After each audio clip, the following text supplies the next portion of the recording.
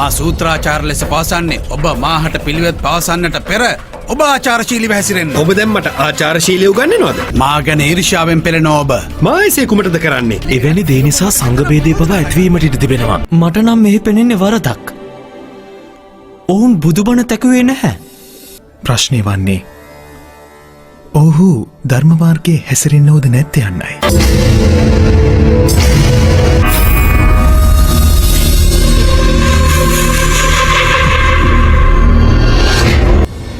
ඔන්න මේ වස්සානර්තුවේ බුදුරදුන් අප සමග වස්වසන්නටලු සැරසෙන්නේ. උන්වහන්සේගේ සමීප ඇසුර ලැබීමත් භාග්‍යයක්.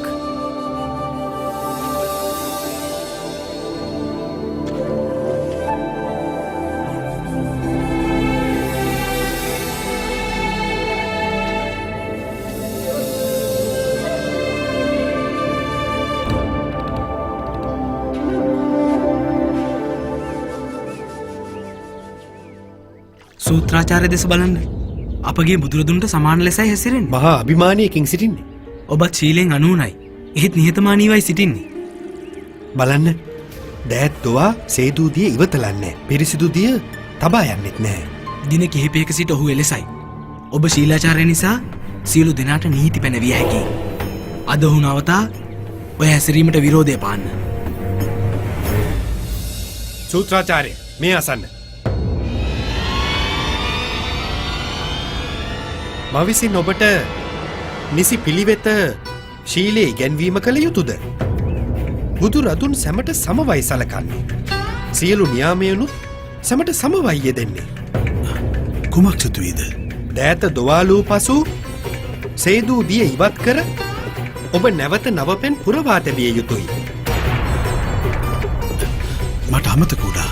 දෙතුන් දිනක සිට ඔබට සියල්ල අමතක වෙනවා. මෙතරම් සුදුදයකට ඔබ කෝප ගැනීම සුදුසු නැහැ. කළ යුතුයි ඔබය. මන්ද මෙහි සිටින කවරෙකුවත් අපගේ දාසයන් නොවේ. මා සූත්‍රාචාර ලෙස පවසන්නේ ඔබ මාහට පිළිවෙත් පවසන්නට පෙර ඔබ ආචාරශීලීව හැසිරෙන්න. අපූරුයි. ඔබ දැන් මට ආචාරශීලී උගන්වනවද? ශීලාචාර්ය භික්ෂුවට ගරු කළ යුතුයි. ඒ කෙසේ කරන්නද? ඔබ දැනුත් මේ කෝපයෙන් හැසිරෙන්නේ. ශීලාචාර්යගේ හැසිරීම නම් තැනට කලට ඔබිට නැහැ. ඔබ ශීලාචාර්යට අවමානයක් කරන්නේ. ඔබත් සූත්‍රාචාර්යට නිගාමන් සිදු කරනවනි. අපේ සූත්‍රාචාර්ය ශීලාචාර්යට වඩා දැනුමෙන් උසස්. ඒ දැනුම ගැන නම් මං හොඳින් දන්නවා. මා ගැන ඊර්ෂ්‍යාවෙන් පෙළෙන ඔබ මා එසේ කුමටද කරන්නේ?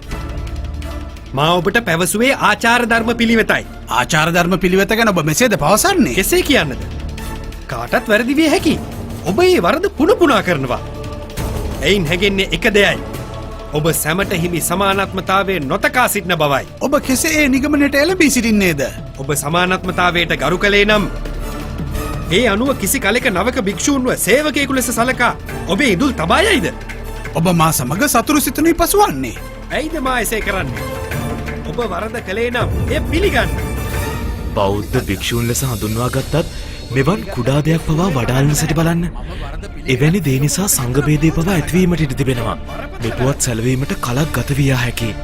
මේ සංඝයාගේ හැසිරීම මා වහා ගොසින් බුදුරදුන් දැනුවත් කළ සිටිය යුතුයි. මා කවර වරදක්ද මෙතරම් බරපතල ලෙස කළේ? තවමත් ඔබ ඔබේ වරද පිළිගැනීමට සූදානම් නැහැ නේද? ඔබේ ඔය සිතේ පැසවන්නේ පැරණි සතුරුකමක් නොවේද? ඔබ ඔබේ වරද පිළිගැනීමට අකමැති මහා මුසාවාදියෙක්. මා මුසාවාදියෙක්? හා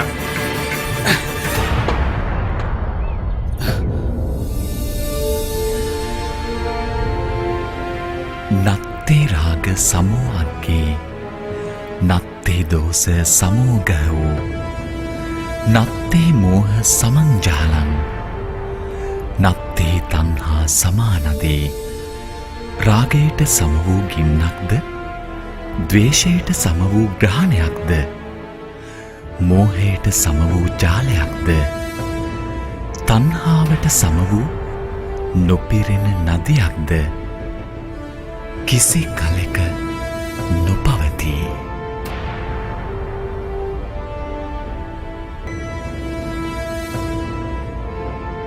බුදුරදුනි, මේ ශීලාචාර්ය විවාදය ආරම්භ කළේ ඔහු සියලු භික්ෂූන් ඉදිරියේ මට අවමාන කළා. මා නම් අවමාන කළේ නැහැ. අප සංඝ සභාවේ නියාමයන් මතක් කළා පමණයි. එහෙත් මෙලෙස ඇයිද සියල්ලන් ඉදිරියේ සූත්‍රාචාර්යවරයෙකු මා මෙතරම් හෙලා දකින්නේ. අන් කුමක් කරන්නද? ඔබ දිගින් දිගටම වරද කරයි නම්. වරදක් වී නම් සමාව ඇයදිය යුතු බැව් බුදුන් වහන්සේ මෙතැන්හි පැවසුවත් පිළිතුරනම් අනෙකක්ම විය. ස්වාමිනී, සිදුවදේ සිතාමතා නොකළෙමි. මේ සැමයිට සාක්ෂි අසුන මැනවිම උන්වහන්සේගෙන් මෙතරම් කෝපගෙන දබර කරන්නට සිතුනේ කෙලෙසද කියා. බුදුරදුනි, මුන්වහන්සේ මේ සූත්‍රාචාරත්වයෙන් නැගුණු අහංකාරයයි පුනපුනා වඩන්නේ. මුන්වහන්සේගේ මේ ඊර්ෂ්‍යාව මා මුන්වහන්සේට වඩා උසස් වූ නිසයි ස්වාමීනී. ශීලාචාරත්වය සූත්‍රාචාරත්වය හා සමවයි පිහිටන්නේ. ඔබ දෙපළම අපට වැඩිමල්. එහෙත් නැහැ ඔබට සංයමයක් බුදුරදුන්ම අප ඉදිරියේ වැඩ සිටියත්. අප භාග්‍යවතුන් වහන්සේ මේ පුහුදුන් භික්‍ෂූන් අමතා මෙසේ වදාළසේක. දිවනම් සැතක්සේ තියුණුය. රුහිරු නොසලාම මරණයගෙනෙයි. ඒ උපමාව සිද්ධරා සංසුන් වන ලෙසට ඉල්ලා සිටි බුදුන් වහන්සේ මෙවන් ගැටුම්වලින් සංඝ සාමයේ නැසෙන බවත් සියල්ලන්ම කමටහන්ගෙන නැවත බවුන් වැඩිය යුතු බවත් එතුළින් කෝපය, මානය, ඊර්ෂ්‍යාව නැතිවී මනස පැහැදී සත්‍යාවබෝධය පසක් වනු ඇති බවත් පැවසූසේක. බුදුරදුනි, අපගේ මේ විවාදයන්ගෙන් දුරස් වී සිටින්න. ඔබ වහන්සේ ශාන්තිය තුළ බවුන් වඩන්න. අප අපේ වාදයන් විවාදයන් විසඳාගන්නම් ස්වයං විමසුමේ. එබස් ඇසූ තථාගතයාණන් තවදුරටත් අනුශාසනය නොකොට මුවින් නොබැන නික්ම ගියහ. මේ වූ කලේ මෙසේ සිදු වූ පළමුවරනම් නොවීය. කුඩා කරුණු අරඹයා බෙහෙද බින්න වූ මේ භික්ෂූන්ට වරින්වර දම් දෙසමින් අනුශාසනා කරමින් වට්ටක දීගිති කෝසල වැනි ජාතක ධර්මයන් ගෙනහැර අවවාද දුන්නද ඉන් පලක් නොවීය. මේ හේතුවෙන් අප භාග්‍යවතුන් වහන්සේ විනයෙන් හීන වූ භික්ෂූන් ගහන අසපුව හැරපියා කිසිවකු නොවිමසා කිසිවකුට නොදන්වා පිඩු පිණිස වැඩි ගමනින්ම නික්ම ගියසේක.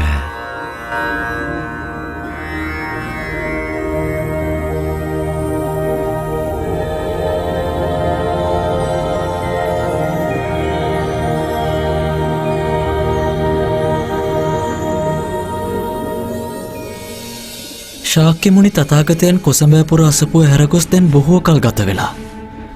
සංඝපේතේ ආදීනව කොතෙකුත් පැවසුවා. නිරතුරුවම අනුශාසනා කළත් සියල්ලම අපතේ. කුසඹෑ සමූහය ශීලාචාර්ය සූත්‍රාචාර්ය ලෙස ඔවුන් දෙපිලකට බෙදී බුදු පනත් ඉවතලූවා. බුදුරදුන් නික්ම ගොස් යෝගාවචරව මහා වනමැත වැඩ සිටිනවලු. හස්තිරාජයකු උන්වහන්සේට අපූපස්ථාන කරනවලු. බුදුන් වසන් නැහැ විනයක් නැති තැන. වනමැත දෙහානය උන්වහන්සේට වඩා උතුම් ඇති. දැන්නම් භික්ෂූන් පීඩාවට පත් වෙලා සිටින්නේ. බුදුන් වහන්සේ පිටමං කලාය කියා ජනයා භික්ෂුණු හෙලා දකිනවා. දානය පිළිගන්වන්නෙත් නැහැ.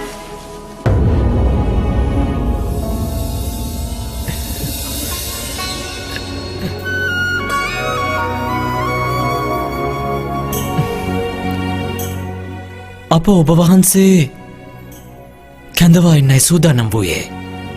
බුදුන් වහන්සේගේ අනුශාසනයේ රිසි ජනයා දුකෙහි හෙළමින් කලක් ගතවීත් වන පියසෙහි වසන බුදුරදුන් නැවත ලෝ සත සුව පිණිස වැඩමවනු රිසි සැවැත් නුවර අනේ පිඩු සිටු විශාකා උපාසිකාව ආදී ප්‍රභූහු මෙසේ භික්ෂූන් 500ක් සමග ගොස් බුදුන් වහන්සේ බැහැදකින ලෙස ආනන්ද තෙරුන්ගෙන් ඉල්ලා සිටියහ. අනද තෙරණුවෝ ඒ ආරාධනය පිළිගත්හ.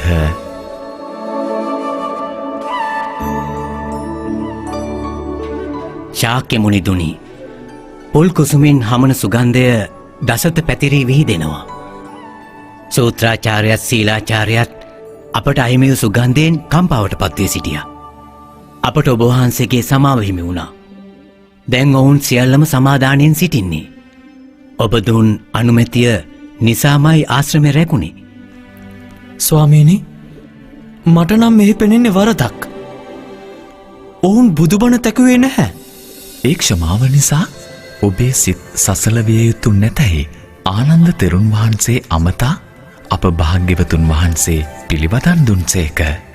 ඉන්පසු මෙලෙස ප්‍රශ්න විමසීම ආරම්භ විය. ස්වාමීනි ප්‍රශ්නය එය නොවේ. ඔබ වහන්සේට කළ අපවාදයද නොවේ. ප්‍රශ්නය වන්නේ ඔහු ධර්මමාර්ගයේ හැසිරෙන්නවද නැත්ත යන්නයි.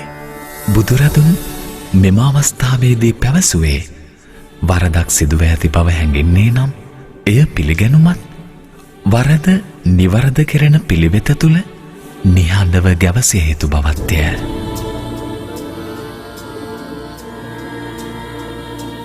ඒ විනයශීලී තුළ භික්ෂුවකගේ සැබෑ සමාව මේ සැමකින් ඉල්ලා ලැබූ සමාවක් විය යුතුයි නොවෙත.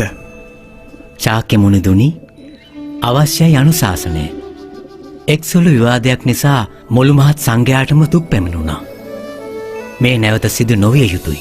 මේ ඇසූ අප මහා තථාගතයන්න් වහන්සේ එසඳ පාරිලීය වනයට වැඩවසන්නට යන අතරේ අනුරුද්ධ භද්දිය කිම්බිල යන ස්ථවිරයන් වහන්සේලා උදෙසා සමගිය ගැන දෙසූ සිද්ධිය සිහිකර වරදට තුඩුදුන් තෙරුන් පිළිගැනීමට කළ තීරණයේ සවිස්තරය ගෙනහැර දැක්වීය.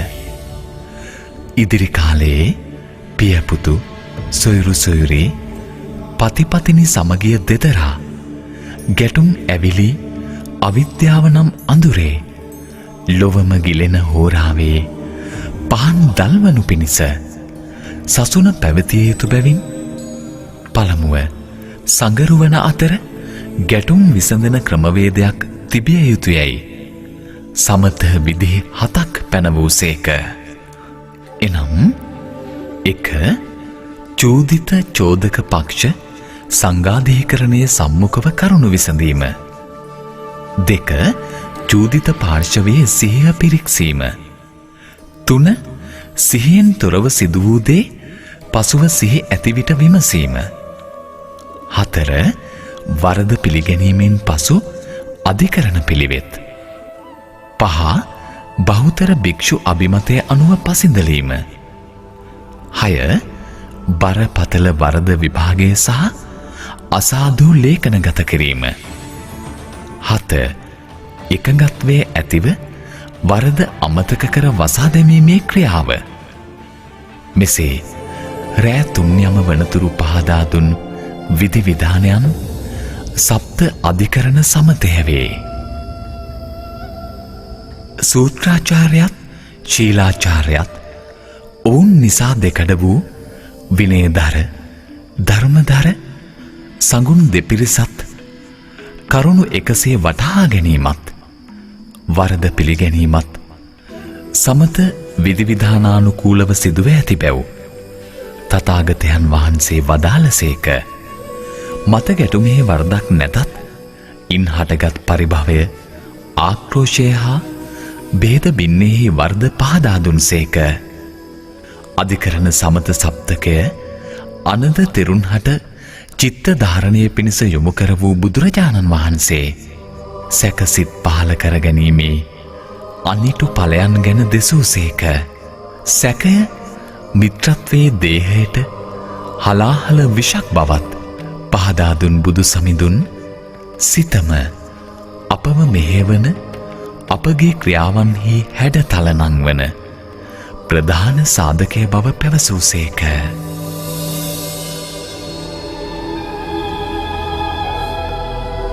ස්වාමීනි, ශීලාචාර පැවසුවේ සත්‍යයක්. මහංකාර වූවා තමා.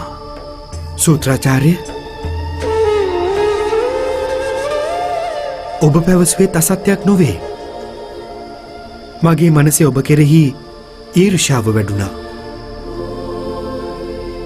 මමද මේ පාපයෙහි සමසම වූ දායකත්වය දරනවා බුදු හිමියනි. ඔබ වහන්සේ කරුණාව පෑවා. ඉදින් අපට කමා කරන්න ආශිර්වාද කරනු මැනවි. එවිට අප තථාගතයන් වහන්සේ තමන් වහන්සේ මාර්ගය දක්වනු පමණක් බවත් එහි සරන්නන්ටම මාර්ගය අයත් බවත් පැවසූහ.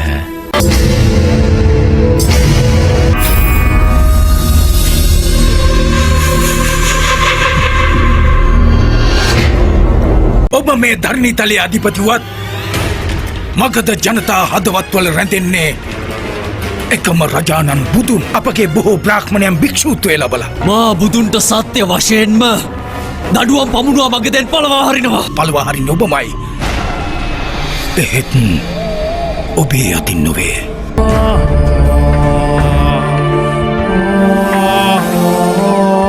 යළිත් වතාවක් ඔබෙන් පරාජයට පත් වූවා.